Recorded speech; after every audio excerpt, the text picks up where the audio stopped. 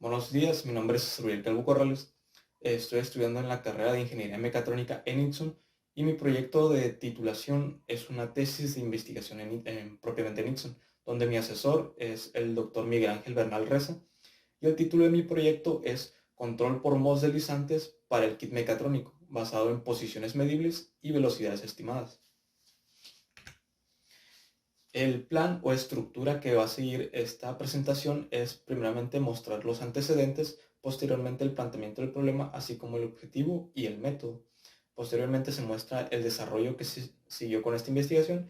y luego se muestran los resultados obtenidos. Posteriormente se muestran las conclusiones y así como las referencias bibliográficas que se utilizaron en este trabajo. Partiendo con los antecedentes, se tiene que las técnicas de control se clasifican en dos principales grupos, siendo una de estas las que se usan exclusivamente para términos continuos y la siguiente es la que utiliza términos discontinuos. En este caso, la técnica de control discontinua más conocida es la de modos deslizantes, la cual consiste en realimentar a un término que contenga el signo de la función de estado que se quiere estabilizar. Esta ley de control se consiste en dos etapas, la cual es la alcanzabilidad y el deslizamiento ideal, donde la alcanzabilidad es la parte donde el estado alcanza el origen o la estabilidad en este caso, y el deslizamiento es una vez que se alcanza esta estabilidad, se mantengan sobre ella. En cuanto al problema, se tiene que el control por modos deslizantes, utilizando información de salida, requiere una estructura específica del modelo para poder aplicar este tipo de control basado en modos deslizantes, donde se observa que el kit mecatrónico no, no se encuentra modelado en un sistema eh, que cumpla con ciertos requisitos, este sistema siendo proporcionado por el fabricante para el kit mecatrónico. Por lo que una pregunta de investigación sería cómo se puede aplicar una ley de control por modos deslizantes para sistemas en los que no se encuentran con los requisitos necesarios para cumplir con este control. Como objetivo se tiene el diseñar una metodología de control para modos deslizantes utilizando la información de salida que se realice por LMIs todas tareas susceptibles que sean capaces de ser tratadas por este método. En la metodología que se siguió para esta investigación es primeramente realizar una investigación bibliográfica, donde en esta se daría contexto y se conocerían las características que debe de cumplirse para aplicar control por modos deslizantes. Además de que se analizarían primero sistemas lineales y posteriormente se avanzaría a sistemas no lineales, los cuales finalmente serían los que posee el kit mecatrónico. Posteriormente se haría un análisis de los modelos proporcionados por el fabricante para las plantas del kit mecatrónico, además de que se comprobaría si cumple con los requisitos necesarios para poder aplicar este tipo de control. En caso de no cumplirse, se aplicaría una transformación y posteriormente se haría el diseño de la ley de control por modos deslizantes, donde a partir de esta se simularía y en caso de obtener resultados ideales o cumplir con los resultados deseados, se procedería a implementarse en tiempo real. Posteriormente, al implementarlo en tiempo real, se comprobaría si los resultados obtenidos son muy similares a los que se obtuvieron en simulación, lo cual indicaría que es correcto, que se tendría una simulación y una implementación correctas. Posteriormente a esto, se haría un análisis de los resultados obtenidos y se haría la documentación de los mismos. Partiendo con el desarrollo, se tiene que, primeramente, se realiza la investigación por modos deslizantes, donde aquí se analizaron distintos sistemas, los cuales se le aplicaba la ley de control basada por modos deslizantes con enfoque de vector unitario. Esto obtenido a través de la investigación bibliográfica, principalmente obtenido del libro No Linear System, Slater Moore, escrito por Edward. En este libro empiezan primeramente analizando sistemas lineales y posteriormente abordando el tema de sistemas no lineales. Posteriormente se realiza el análisis del modelado del sistema, donde tras la investigación se está familiarizado con el control por modos deslizantes y se observa que es posible aplicarse este tipo de control, donde principalmente se debe de representar el sistema en la forma, en la forma normal del sistema, teniendo la siguiente forma, donde se muestra que x punto o derivada de x son las funciones que definen al sistema y y de x es la salida. En estas funciones vemos que en la derivada de x se encuentran en funciones de dos términos, f de x y g de x por u, donde primeramente se muestran las funciones que están solo, bueno, los estados que están en función de las variables del sistema, de los propios estados, y los términos que se encuentran en función del control, la señal u, mientras que en y de x solo se muestra la salida, que está también nombrada como h de x. Bien, en la transformación y adecuación del sistema para poder aplicar modos deslizantes. Bien, al observar que el sistema de ecuaciones que definían el sistema, en este caso el péndulo de Furute, que es una de las configuraciones que posee el kit mecatrónico, se percata que no es posible aplicarse este tipo de control, puesto que el sistema proporcionado por el fabricante no cumple con ciertos requisitos. Por este motivo, se decide aplicar una transformación, el cual contiene un cambio de coordenadas que contiene al origen, el cual está también nombrado como un diffeomorfismo, el cual tiene la siguiente forma, donde se observa que esta transformación está definida por una variable nueva que contiene los estados. Posteriormente, una variable nueva que contiene una función de varios estados del sistema original. Posteriormente se encuentra definida la salida, que es h de x, y posteriormente se hace una derivada de i para obtenerse la última función transformada. Dichas derivadas de i se tratan de derivaciones de la superficie tensorial. Ok, la siguiente etapa del desarrollo es el diseño de la propia ley de control por modos deslizantes, donde al aplicarle la transformación anterior se comprueba de que ahora sí cumple con los requisitos establecidos para poder aplicar esta ley de control, y al confirmarse de que es posible aplicarse, se prosigue a diseñar dicha ley de control.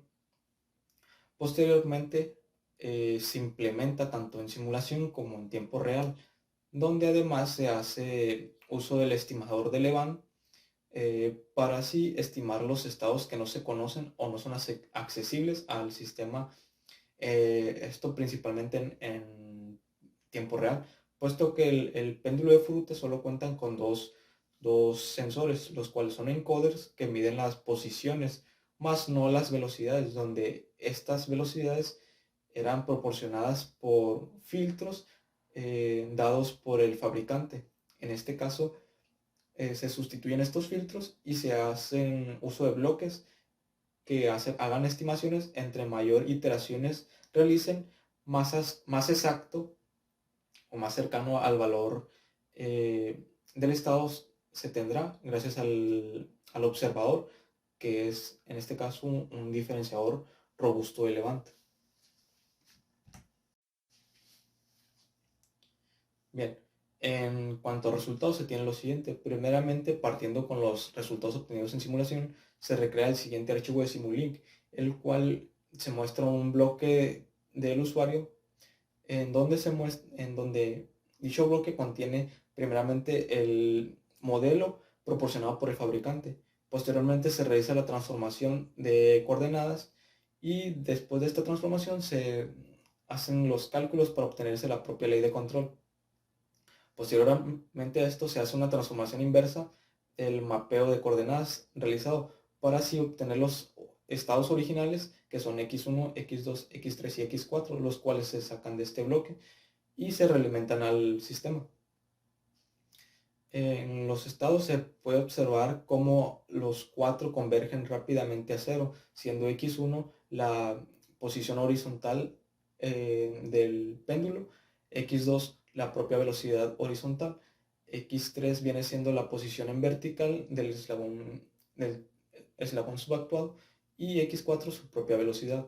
En cuanto a la señal de control, observamos que primeramente existe un sobreimpulso, además de que es una señal de alta frecuencia, lo cual es característico de las señales de control obtenidas por modos deslizantes, donde cabe aclarar que este sobreimpulso debe de limitarse para poderse aplicar en tiempo real, puesto que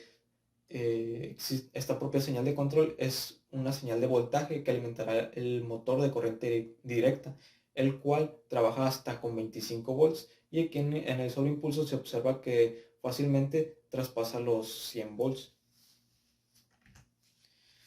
Bien, posteriormente a esta simulación y haciendo uso de un saturador para la propia señal de control para que no exceda límites, en este caso de 22 volts de amplitud, se obtienen los siguientes resultados, donde se hace uso de estimadores proporcionados por el fabricante a través de filtros, donde se muestran nuevamente los cuatro estados anteriores, donde una diferencia significativa en cuanto a simulación es que ningún estado se estabiliza o converge a cero, sino que se quedan conmutando en valores muy cercanos al cero, como lo es en este caso x3, que es la prioridad del diseño, que se queda oscilando entre punto -1 y punto .1 radianes, los cuales alrededor de 5.6 grados. Dichas oscilaciones principalmente se deben a la protección de la señal de control, donde se limita su amplitud, haciendo que no resulte perjudicial al propio actuador debido a la conmutación de gran amplitud y muy alta frecuencia de esta señal.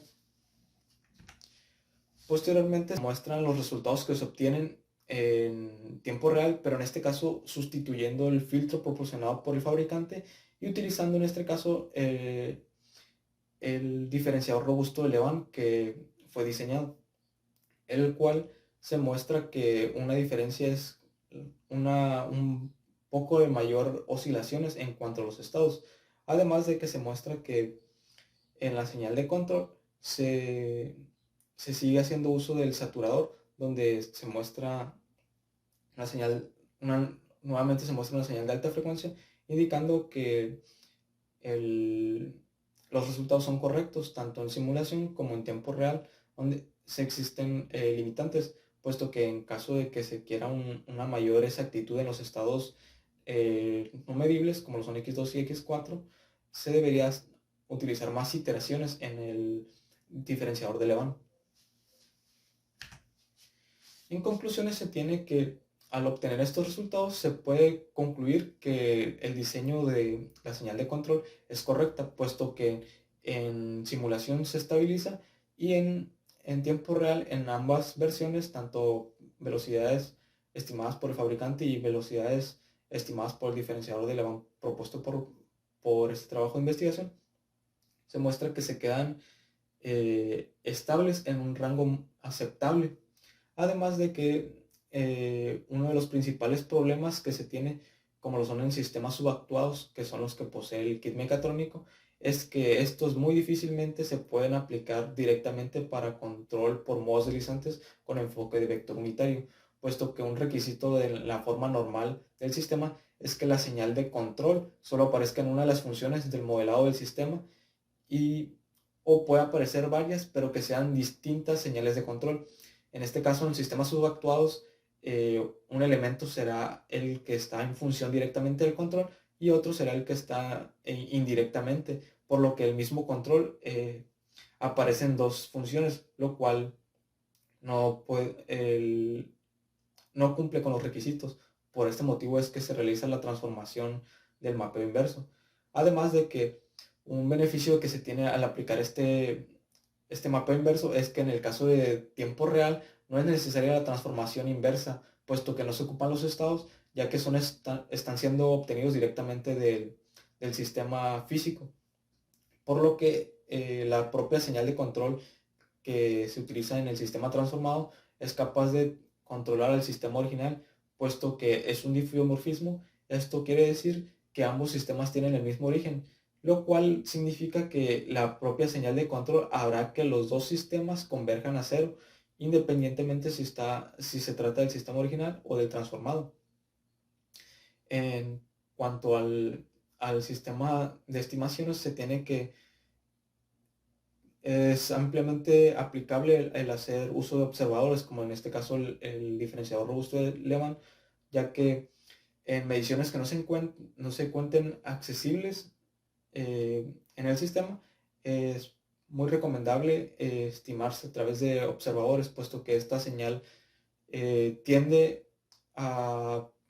tener una pequeña oscilación, pero luego se comporta tal y como se desea, igualando la señal a la deseada.